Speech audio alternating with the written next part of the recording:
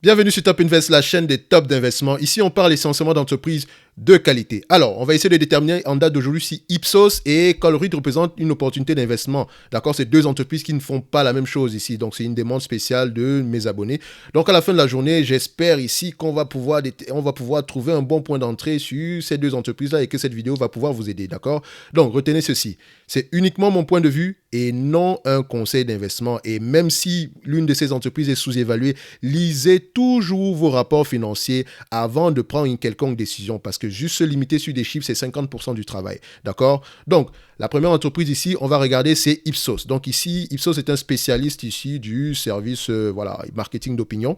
Donc à la fin de la journée, quand on parle de marketing d'opinion, c'est le cerveau humain qui travaille. Donc on ne s'attend pas à avoir énormément de dépenses en capital. Et selon mon entendement, quand c'est le cas, de capital expenditure, et quand c'est le cas ici, je pense également qu'on a souvent des PER assez élevés. Mais on va voir ça ici dans le cas d'Ipsos, d'accord? Donc ici, quand on regarde, à première vue, on voit les bénéfices, on peut se dire que c'est sous-évalué, avec un rendement de 2,56%, mais je vous ai toujours dit, ne vous limitez jamais au PER, d'accord? Il faut aller en profondeur. Il ne faut pas juste se limiter à ce PER-là, parce que ce PER correspond au bénéfice net et en date d'aujourd'hui, d'accord? Sur les 12 derniers mois, on va le dire comme ça. Or, si les bénéfices nets sont très élevés par rapport à la moyenne, vous allez vous tromper par rapport au PER. Donc, on doit le regarder sur une longue période de temps ici. Donc, on va regarder ici. Donc, comme d'habitude, notre analyse ici est basée sur le revenu, la croissance du revenu, la dette nette, le PER moyen, le nombre d'actions, le free cash flow et la qualité du dividende si dividende il y a. Donc, quand on regarde ici les revenus de Ipsos sur les 10 dernières années, qu'est-ce qu'on constate? On constate à peu près une certaine croissance du revenu. Voilà, c'est pas grand-chose, mais voilà, c'est correct. Ils arrivent à se maintenir, 4,65%. Maintenant, votre rôle est de savoir, sur les 10 dernières années, on a 4,65%. Sur les 5 dernières années, on a 3,79%. Et sur les 3 dernières, 7%. Donc, vous constatez que sur les 3 dernières années plutôt, on accélère. D'accord? Si on prend en considération les 5 dernières années, voilà, on est également sur une accélération. Et sur les 10 dernières années, plutôt, on va se dire que voilà, ça ralentit, c'est qui est tout à fait normal. Donc, ce que ça doit nous poser comme... ce qui devrait ressortir de cette analyse, c'est ceci. Pourquoi est-ce qu'on a cette croissance-là? Elle est due à quoi? Est-ce qu'elle est par acquisition? Est-ce que c'est croissance organique? D'accord? Ce sont les questions qu'il faut se poser. Parce que toute croissance n'est pas bonne.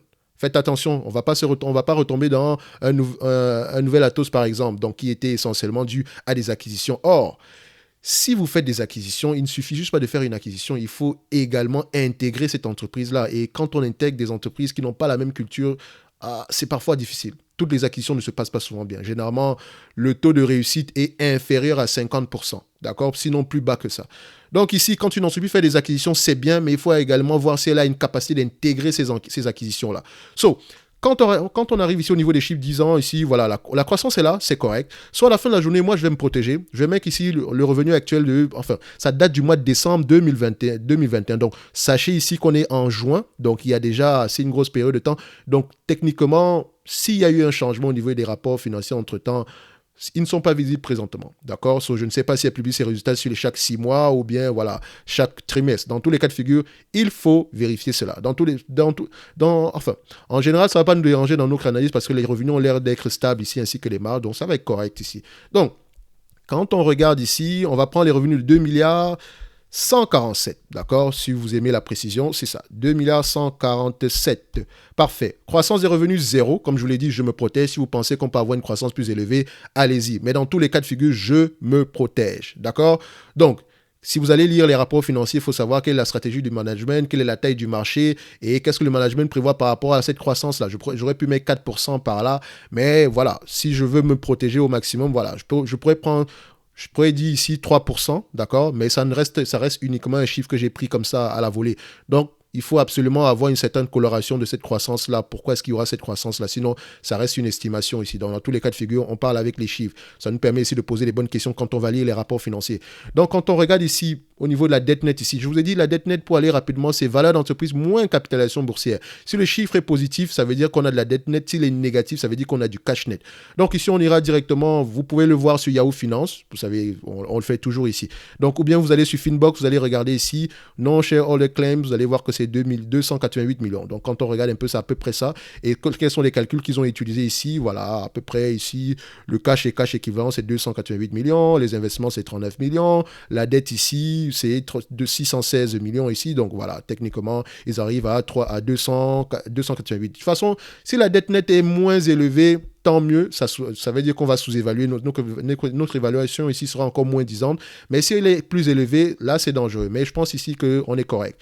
Donc, je vais mettre ici 288 millions, 288, d'accord. Le PER, ok. Bon, pour le PER, je n'aime pas prendre le PER actuel, d'accord. La première chose que je vais généralement regarder, c'est quelle est l'industrie dans laquelle l'entreprise opère. Donc, vous allez voir que c'est classé dans le super secteur industriel et dans le sous-secteur, dans le sous-segment ou bien dans le sous-secteur de consulting service, dans le service de consulting. Soit à la fin de la journée, on va regarder ça ici. Donc, je vais voir ici par rapport à Morningstar sur quels sont les PER qui sont généralement utilisés sur les 10 dernières années. Je vois ici que, en moyenne, on est aux alentours de 12 fois les bénéfices sur les PER. 12 fois, c'est la ligne bleue. 12 fois les bénéfices pour cette entreprise. Sur les 11 fois sur les 5 dernières années, on est à 11,6 fois. En date d'aujourd'hui, c'est 11,4 fois. Donc, on est par rapport à sa moyenne. Donc, ce qui me pose je veux déjà savoir pourquoi est-ce qu'on est toujours à 12 fois. Parce que je pense que c'est pas assez payé pour cette entreprise-ci. Qu'est-ce que le marché voit que nous, on ne voit pas? Ce sont les questions qu'il faut se poser parce que clairement, dans une industrie pareille, cette entreprise ne devrait pas s'échanger à ce genre de PER. D'accord? Dans tous les cas de figure, quand on arrive ici, je vous ai montré comment on pouvait le faire sur Guru Focus. Donc, je vais sur Guru Focus, Overview of Market Industry. Je vais dans Industrial, Business Services. Et voilà, dans Business Services, il y a plusieurs industries. Vous allez trouver ici le Consulting Services. Donc, les compagnies, management, de recherche, de Consulting Services et tout le reste. Donc, à la fin de la journée, je pense qu'ils rentrent dans cette catégorie-ci. Et quand on arrive, la moyenne par rapport à cette catégorie-là est généralement les PER. Vous pouvez le prendre ici, c'est depuis 2008. Vous pouvez voir que les PER ont tendance à augmenter. Je ne vais pas prendre les PER actuels. Je vais prendre les PER moyens et la moyenne, je le fais généralement à vue d'œil. Si vous avez la capacité de payer, si vous avez la capacité d'avoir les PER annuels ici et que vous le sortez sur un tableau Excel, vous pouvez avoir une bonne information, une information meilleure que la mienne ici. Mais moi, je le fais ici à vue d'œil et également par rapport à l'expérience que j'ai dans ce segment d'activité-ci, par rapport aux analyses que j'ai déjà eu à voir dans certaines entreprises qui étaient dans le même secteur. Donc ici, vous allez voir ses concurrents, par exemple Bureau Veritas qu'on a étudié dernièrement, qui a peut-être un PER un peu plus élevé. Pourtant, on est sensiblement à peu près pas dans le même domaine, mais voilà, c'est le cerveau humain qui travaille. Donc, généralement, quand c'est comme ça se paye généralement à des PER plus élevés. Mais on ne va pas essayer d'être plus smart que le marché. D'accord? Je pense que le marché me propose. Parce que je ne vais pas dire ici 20 fois les bénéfices et le marché me paye 10 fois les bénéfices à la fin de la journée. Il faut également que je vois qu'est-ce que le management prévoit faire par rapport à la différence. Parce que j'ai toujours dit que le PER, c'est un rendement. Quand vous demandez 10 fois les bénéfices, ça veut dire que vous demandez un rendement de 10%. Quand vous demandez 20 fois les bénéfices, ça veut dire que vous demandez un rendement de 5%. Si un management pense que son entreprise est sous-évaluée, qu'est-ce qu'elle va faire? Elle va payer un dividende, d'accord? Donc, si une entreprise qui a un PER de 10 vous reverse la totalité de ses dividendes, de ses free cash flow en termes de dividendes, vous aurez un rendement de 10%. Pas plus que ça. Et techniquement, si rendement de 10%, ça va attirer les gens, c'est qui va pousser le prix vers le haut. Ce qui va permettre de s'ajuster en conséquence, peut-être qu'aux alentours de 5. Vous voyez ce que je veux dire?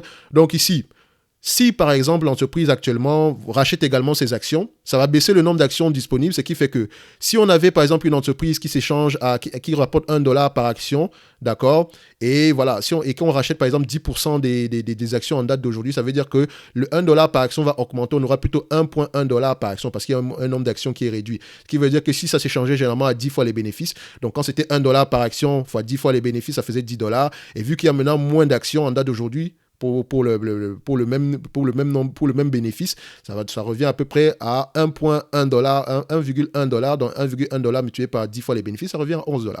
D'accord? Donc en réduisant les actions, ça augmente artificiellement le bénéfice par action. C'est ce que le management peut faire généralement quand il pense que ses actions sont sous-évaluées. Donc, quand on est à ce niveau-là, ok, je me situe à 15 fois les bénéfices. Et je suis très gentil en le faisant. Je mets 15 fois les bénéfices parce que je ne pense pas que cette entreprise mérite moins que 15 fois les bénéfices. Sans doute le marché a payé un certain montant, voilà, a payé 10 fois les bénéfices pendant plusieurs années pour des raisons particulières. De toutes les façons, ça reste que des chiffres. Il faut les expliquer ici en lisant les rapports financiers. Peut-être qu'elle a une énorme dette, mais 288 millions ici, on n'a même pas encore vu quel est le free cash flow qu'on rapporte ici. Peut-être que c'est en lieu avec le free cash flow. Mais je vais prendre 15 fois les bénéfices. Quelqu'un d'autre pourrait prendre 10 fois. Donc on va être gentil, on va faire ici 10. D'accord, je vais prendre plusieurs PER. 10, 13, d'accord, et 15. D'accord? Donc, le nombre d'actions ici, vous pouvez voir ici, on met ici aux alentours de 46 millions d'actions. Tant mieux, vous voyez que ce nombre d'actions-là est stable. Donc, le management ne semble pas racheter ces actions ici. Je ne sais pas d'ailleurs pourquoi. On va voir sans doute parce qu'il distribue un gros dividende. Donc, au niveau des free cash flow, boum, bon. Quand on arrive au niveau des free cash flow, je vous ai toujours dit que, bon, vu que c'est la propriété intellectuelle, j'aimerais à ce que les free cash flow soient plus élevés que les bénéfices nets. Déjà, les bénéfices nets ici, en termes de marge, vous constatez que voilà, on est aux alentours de 6-7% par là. Je sais que nous sommes à 8% en date d'aujourd'hui, mais est-ce que c'est durable? C'est la question qu'il faut se poser. D'accord? Donc, j'essaie de me protéger au maximum. Je constate que quand le revenu augmente ici, ça ne veut pas dire que les charges opérationnelles augmentent également. Donc, on va prendre ici aux alentours de 7%. D'accord? Je le prends à 7% et je suis déjà assez optimiste en prenant 7%. Sinon, 6%, ce serait ce que je vais prendre réellement parce que je vois clairement qu'elle a la capacité de dégager 6%. Regardez dans le passé, 1, 2, 3... disons 4, ici 5. 5 fois sur 5. Donc ça va, c'est correct. Donc quand on regarde également les free cash flow, on constate ici, voilà, les free cash flow sont vraiment plus élevés ici que les bénéfices nets. Mais il faut se poser les bonnes questions. Comment est-ce qu'on passe de 6% à 18% subitement 2020-2021? Il faut même regarder pourquoi est-ce qu'on a cette croissance-là. Si c'est une entreprise qui a des sondages, parce que j'entends soit parler des sondages Ipsos, etc. Donc, à la fin de la journée, en période d'élection, peut-être qu'on demande plus de sondages. Peut-être qu'en période de pandémie, on a demandé plus de sondages. D'accord? Donc, sans doute, les revenus ont augmenté à cette période-là. Il faut aller vérifier cela. Il n'y a pas que les sondages à la fin de la journée. Il faut aller vérifier exactement ce qu'elle fait. Il faut comprendre ce que l'entreprise fait. Donc, quand on regarde ici, je dirais, je prendrais 7%. Et je vous ai dit que 7% ici, c'est parce que je suis trop gentil. D'accord? Je prends 7%. Voilà. Bon, on a tous les éléments ici, je reviendrai sur la qualité du dividende à la fin. Quand j'ai tous mes éléments ici, je reviens dans mon logiciel, je prends ici 10 fois les bénéfices, 13 fois les bénéfices et 15 fois les bénéfices. Attention, ce n'est pas valeur d'entreprise sur EBITDA ici, ni EBITDA ici. Ici, vous devez lire PER et ici, vous devez lire Free Cash Flow. D'accord? Donc, on a pris des marges de 7%. Sur un revenu de combien? De 21,47. Donc, quand on prend 21,47, multiplié par 7%, d'accord, ça revient à 150,29. Bon, on va se protéger, on va mettre 150 millions, d'accord? C'est pas grave, ça ne change pas grand-chose. 150 millions. Et après, si vous aimez la précision, vous faites ce que vous voulez, vous mettez 3%, le 150,3, d'accord? Donc 150 millions. 150 millions multiplié par 10 fois les bénéfices, moins la dette nette divisée par le nombre d'actions ici, ça nous donne 27 $ l'action. Attention, le nombre d'actions ici est de 44 millions, alors que ici, on nous signifie ici qu'on est à 46. Donc il faut aller vérifier ça également. Dans tous les cas de figure, ça ne nous dérange pas, d'accord? Donc, quand on met ici, ça fait 44, ça fait ici 27 $ l'action, 27 € l'action. À 13 fois les bénéfices, on arrive à 37 € l'action. Toujours avec le même 150 millions. À 15 fois les bénéfices, on arrive à 44 € l'action. En date d'aujourd'hui, on cote à combien? On cote à 44 €, la 44,95, donc 45 € l'action par là. Vous constatez que sur une longue période de temps, le prix de l'action fait presque du surplace. D'accord? Donc, ça fait très longtemps également que les PER sont très élevés. Ça fait très longtemps également qu'on paye un dividende ici. Donc, je dirais que personnellement, je vais me situer au niveau de la valorisation ici. Je me dis que l'entreprise vaut aussi 15 fois les bénéfices. On sera ici à 44 € l'action. Et vous avez vu que j'ai sous-évalué par rapport au bénéfice net actuel. J'ai pris 7%. Pourtant, on est à 180, ce qui me donne à peu près 150 millions au lieu de 184 millions. Je vais me protéger au maximum. Donc, le prix actuel n'est pas déjà mauvais. Mais maintenant, si l'entreprise vous distribue la totalité de ses free cash flow en termes de dividendes, je vous ai dit que c'est comme ça que nous, on regarde le dividende. Ça nous permet de voir ici la capacité de croissance en termes de dividende. Quand on regarde ce dividende en lui-même, voilà, il est croissant dans le temps. Il est à 90 centimes aujourd'hui, d'accord? Donc, c'est correct, ce qui représente à peu près 2,56%. Si on nous reverse le 150 millions ici en totalité chaque année, considérez que cette entreprise est un immeuble, d'accord? Et vous l'achetez à 2 milliards et que ça vous reverse 150 millions chaque année, vous aurez un taux de rendement ici de 7%, 7,5%. Donc, techniquement, ce dividende-ci pourrait croître jusqu'à 7,5% si on vous distribue la totalité. D'accord, une entreprise ne distribue jamais la totalité, mais ça vous permet déjà de voir la capacité de croissance. Il y en a certaines qui mettent 90, certaines mettent 80% de payout. Donc, c'est ici qu'on regarde le payout, ce n'est pas avec le bénéfice net. D'accord? Donc, quand vous avez déjà comparé vos free cash flow et vos bénéfices nets, vous pouvez regarder le payout. Donc, ici, je constate que c'est une entreprise à peu près, voilà. Je ne dirais pas qu'elle est correctement évaluée en date d'aujourd'hui. J'aurais tendance à dire que sous-évaluée parce que si on prend également en considération la croissance de 4% qu'on avait sur les 10 dernières années, d'accord? Admettons qu'on arrive à avoir une croissance de 4% sur les années à venir, toutes choses étant égales par ailleurs. Ça ferait essayer de remultiplier le revenu par 1,21. Donc, disons qu'on va multiplier également nos rendements ici par 1,21. Donc, au lieu d'avoir 7,5 au total, on aura 9,12. Donc, s'il y a une croissance plus élevée, on pourrait avoir un rendement plus élevé. Mais maintenant, il faut qu'il y ait une volonté au niveau du management de racheter les actions, ce que je préconise d'ailleurs, de racheter les actions, de payer un dividende plus élevé, d'accord? Et à la fin de la journée, je dirais que c'est une entreprise qui est bien gérée. Le prix actuel est correct, d'accord? Mais le management, il faut absolument... Voilà, le PDG est là depuis 1975. Mon Dieu, c'est le fondateur. Maintenant, je comprends pourquoi. Il gère l'entreprise de manière très, très paternaliste. Donc, c'est vraiment son bébé. Soit à la fin de la journée, je ne sais pas quel âge il a aujourd'hui. Il faudrait également voir par rapport à la succession comment est-ce que ça va se passer.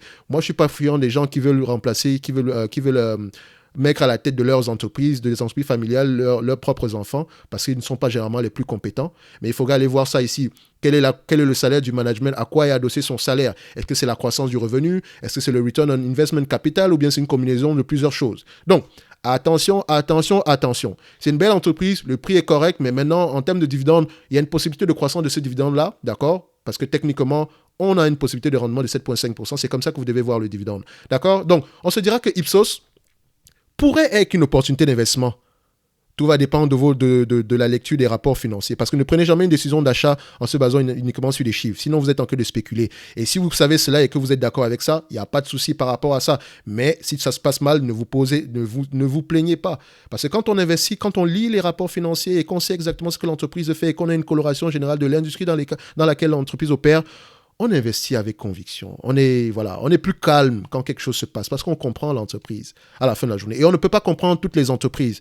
D'accord? Il y a certaines, vous pouvez lire et relire, vous ne comprenez rien du tout. Et quand vous ne comprenez pas, mettez ça dans la pile difficile et vous passez à autre chose. D'accord? Mettez ça dans une corbeille et vous passez à autre chose. Cherchez la simplicité. Et dans le stock picking, faites très attention. Même si vous recherchez les dividendes, lisez vos rapports financiers. Parce que même si, rendez-vous compte que les professionnels perdent de l'argent, combien de fois vous qui n'accordez pas du temps aux analyses? Il faut faire très attention.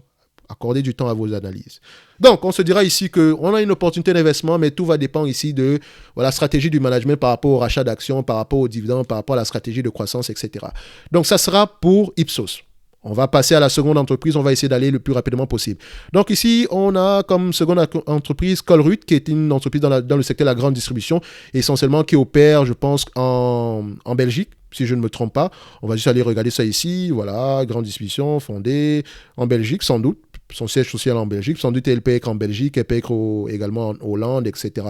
Dans tous les cas de figure, c'est ce qu'elle fait, c'est de la grande distribution. D'accord? Donc, quand on parle de grande distribution, en période d'inflation, etc., en période de récession, voilà, c'est la consommation durable. Donc ici, n'oubliez jamais, quand on parle de grande distribution, voilà, dès que tu as un magasin, il faut que tu me parles de same store sale. Et c'est un élément que vous ne pouvez pas avoir que vous ne pouvez pas voir ici quand vous lisez les rapports financiers, les états financiers. Il faut lire les rapports financiers pour avoir de la coloration générale par rapport à ça, d'accord?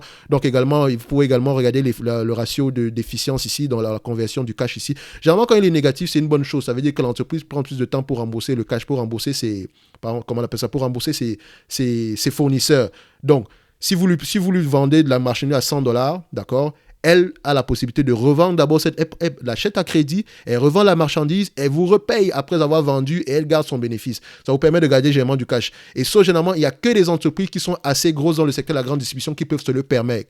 D'accord? Donc, c'est généralement ça leur avantage compétitif. Donc, quand on regarde les rapports financiers ici, comme d'habitude, croissance ou stabilité des revenus, on recherche ici la stabilité des revenus. On a des revenus ici à peu près, la croissance est aux alentours ici de 3% par là. Donc, on a à peu près aux alentours de 10 milliards en date d'aujourd'hui. Donc, si je devais prendre une entreprise sans la croissance, je prendrais ici 10 milliards. D'accord? Encore une fois, je ne mettrai pas la croissance. Si vous mettez la croissance, le prix sera plus, ça change beaucoup de choses. Donc, c'est une entreprise qui a la capacité de croître. On est d'accord. Donc, ici, en termes de marge brute, ici, les marges brutes sont stables. On recherche la stabilité parce qu'on n'aimerait pas acheter une entreprise qui a des marges brutes en zigzag. Parce qu'ici, on fait des prévisions. Et si les prévisions sont basées sur des éléments qui sont trop variables, ça va fausser le résultat. Après, on regarde ici la marge opérationnelle, c'est à peu près stable, c'est correct. On aurait exemple du 5%, 6% par là. Si on avait 6% ici, il faut savoir pourquoi. C'est très important. On avait 6% ici alors qu'on avait 25% en termes de marge. Qu'est-ce qui s'est passé entre-temps? Donc, voilà des éléments, voilà des questions que vous devez aller vous poser entre cette période-ci et cette période. D'accord? Donc, on continue ici au niveau dans notre calcul ici, on a la croissance, on a mis 0. La dette nette ici, je vous ai dit valeur d'entreprise moins capitalisation boursière. Donc, ça vous donne ici une coloration générale par rapport à la dette nette ici. Donc, quand on regarde ici, je vais aller regarder sur mon logiciel, Colruyt, d'accord. J'espère que je le prononce bien. Hein. Si je ne le prononce pas bien, désolé. Donc, ici, on met Colruyt, voilà. ou c'est Colruyt, comme vous le voulez. Donc ici, on voit qu'on a plutôt du cash net. OK, c'est ce qu'ils disent. Donc moi, je vais vérifier ça rapidement. Si on a du cash net ici, je vais dans les finances. Voilà. Et je descends là. OK. J'arrive ici. Et je me rends compte qu'il y a un élément que je ne vous ai pas montré sur Ipsos, on va juste revenir dessus, c'est par rapport au free cash flow, parce que je ne vous ai pas expliqué pourquoi est-ce que j'ai pris des free cash flow de 7% au lieu de 14%, d'accord? Donc on revient ici par rapport à Colruyt, ici je me rends compte que voilà, ça, quand je prends les 12 derniers mois ici, voilà, c'est le mois de septembre ici qui apparaît, donc on est assez éloigné par rapport à ces résultats, je ne sais pas quand est-ce qu'ils publient leurs résultats généralement, soit c'est trimestriel ou bien c'est semestriel. Dans tous les cas de figure, les informations que j'ai ici datent du mois de septembre 2021. Attention, donc vous voyez ici que ce n'est pas une entreprise qui a énormément de dettes, d'accord? Même quand on prend les résultats au mois de mars pour avoir une génération, voilà, elle publie généralement ses résultats annuels au mois de mars de chaque année. Donc sans doute ces résultats annuels sont déjà disponibles, sauf qu'on n'a pas encore fait de mise à jour ici. C'est très important. Donc ici, quand on arrive ici, quand on regarde cette entreprise-ci, voilà, elle n'a pas de dette à long terme, c'est parfait. Donc elle a la capacité de souffrir. Donc ici, en termes de marge nette ici, donc je vais dire ici que elle n'a pas de dette nette ici. En termes de PER, genre secteur de la grande distribution, c'est 15, voilà, je dirais 15, 17, 20 fois les bénéfices par expérience. D'accord, vous pouvez aller regarder. En même temps, je vous ai montré comment est-ce que vous pouvez le faire avec Guru Focus.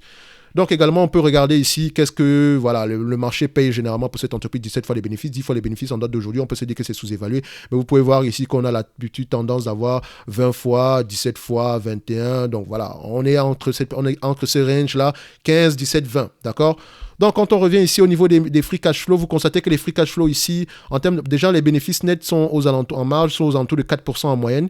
Regardez, 1, 2, 3, 4, 5, 6, 7, 8. Bon, parfois, on a du 3%, mais ça fluctue, mais on reste jamais aux alentours de 4% en moyenne. Je ne cherche pas la précision.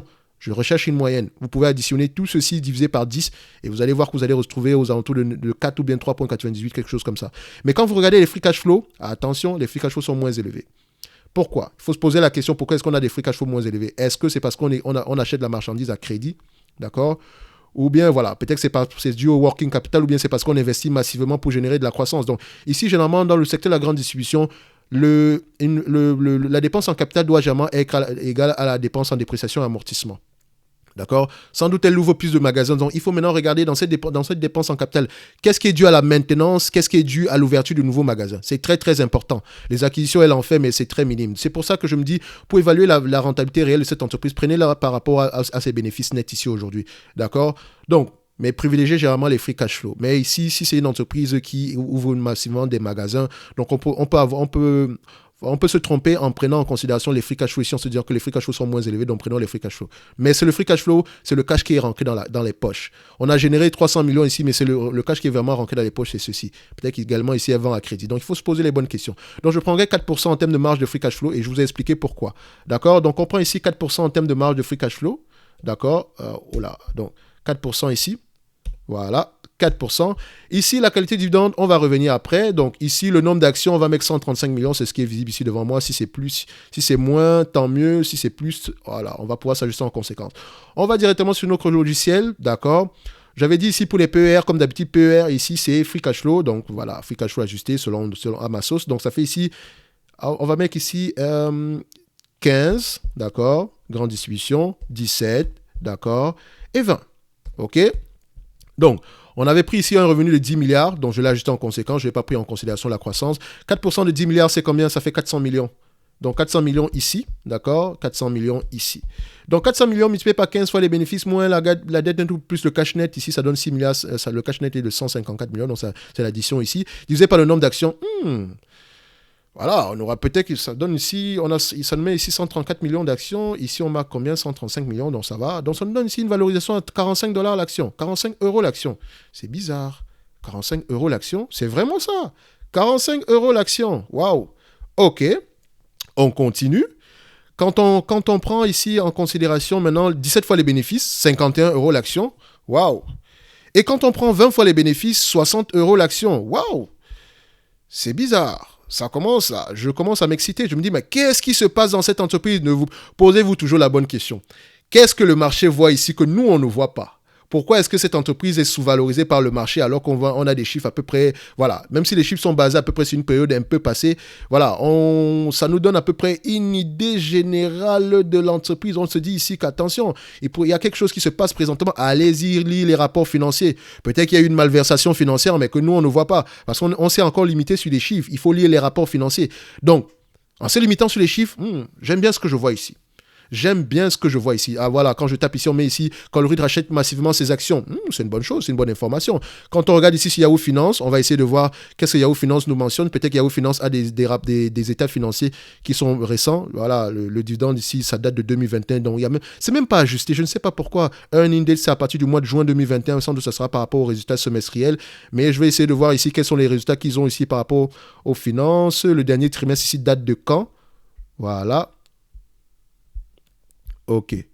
Voilà, ils ont juste les 12 derniers mois. Donc voilà, vous voyez que même en termes de... Même sur Yahoo Finance, on a les 12 derniers mois.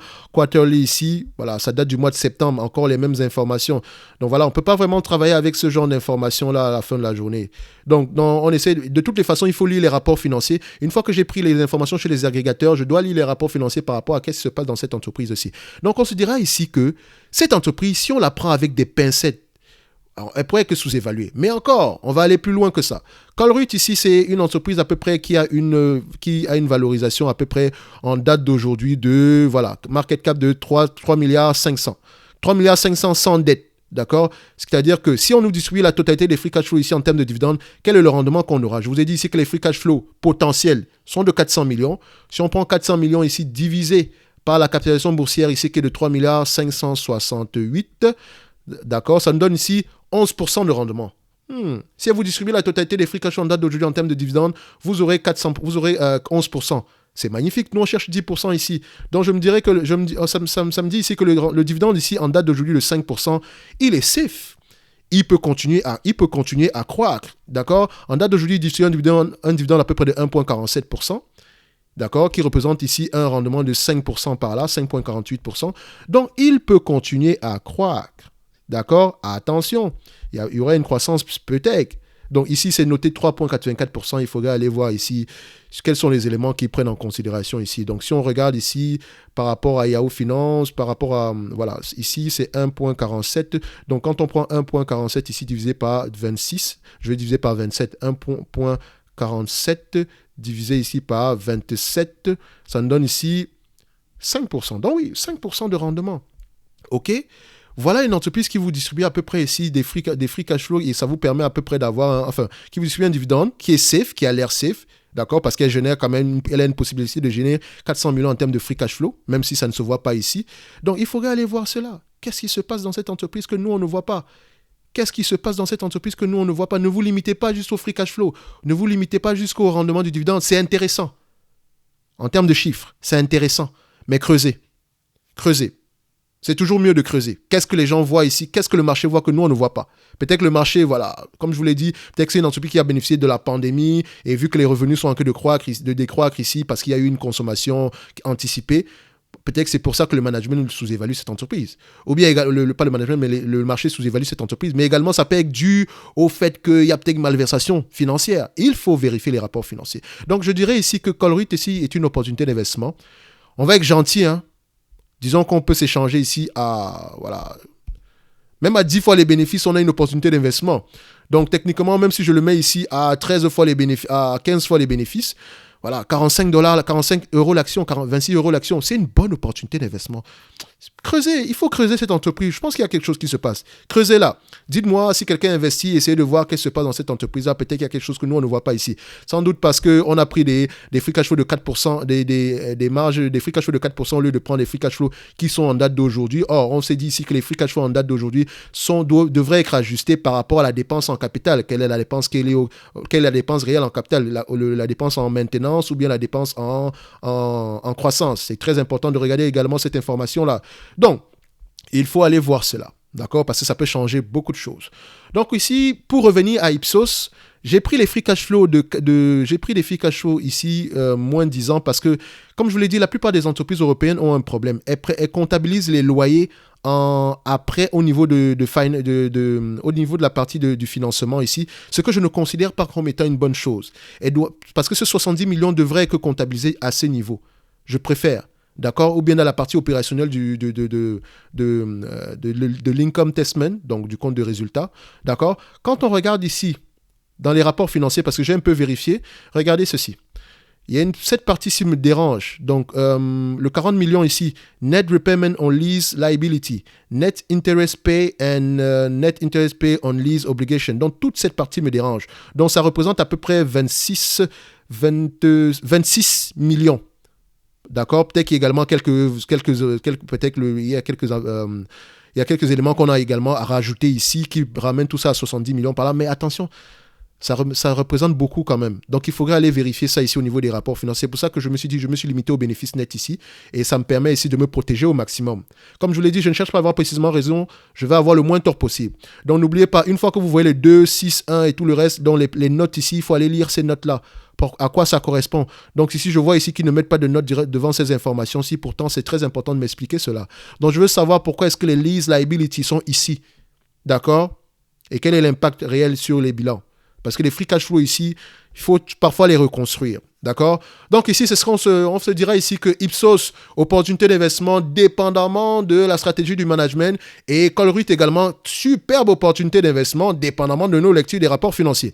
Donc on se donne rendez-vous sur la prochaine vidéo et dites-moi parmi les deux entreprises, laquelle selon vous semble vraiment sous-évaluée. Et si vous avez une de ces entreprises en portefeuille, dites-moi ce que vous en pensez. D'accord? Donc pour ceux qui recherchent un dividende, les deux sont intéressantes. Les deux sont intéressantes. Elles n'ont peut-être pas le même rendement, mais elles ont un potentiel de rendement énorme. On a 7% ici, on a 11% ici. Et là, je ne prends même pas en considération la croissance. Donc, faites vos propres recherches, ça vous libère de beaucoup de choses. D'accord? Il ne faut pas être ne soyez pas des esclaves des informations. D'accord? Quelqu'un d'autre ne doit pas vous donner une information. Allez lire. Ici, je veux juste susciter en vous de l'intérêt. D'accord? De la curiosité. C'est tout ce que je veux. D'accord? Donc, on se donne rendez-vous à la prochaine vidéo et d'ici là, portez-vous bien. Merci.